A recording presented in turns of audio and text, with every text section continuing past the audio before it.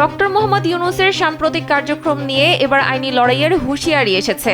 বাংলাদেশ মুসলিম লীগের সভাপতি ও সুপ্রিম কোর্টের সিনিয়র আইনজীবী মুহসিন রশিদ সরাসরি ডক্টর ইউনূসের বিরুদ্ধে রাষ্ট্রদ্রোহের অভিযোগ এনে মামলা করার ঘোষণা দিয়েছেন। সিনিয়র সাংবাদিক মঞ্জুরুল আলম পান্নার ইউটিউব চ্যানেল মানচিত্রে অংশ নিয়ে তিনি এই কঠোর অবস্থানের কথা জানান।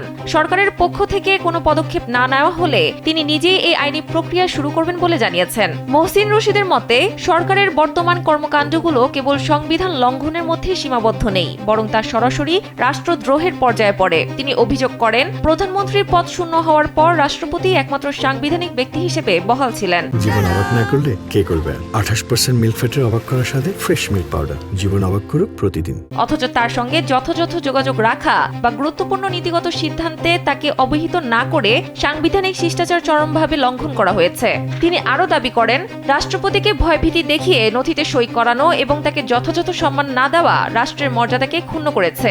বিশেষ করে বঙ্গভবন ঘেরাও এবং রাষ্ট্রপতিকে অপসারণের চেষ্টার মতো ঘটনাগুলোতে ডক্টর ইউনূসের কোনো ধরনের সম্পৃক্ততা বা নীরব সমর্থন ছিল কিনা তা খতিয়ে দেখতে একটি তদন্ত কমিশন গঠনের দাবিও জানিয়েছেন এই আইনজীবী।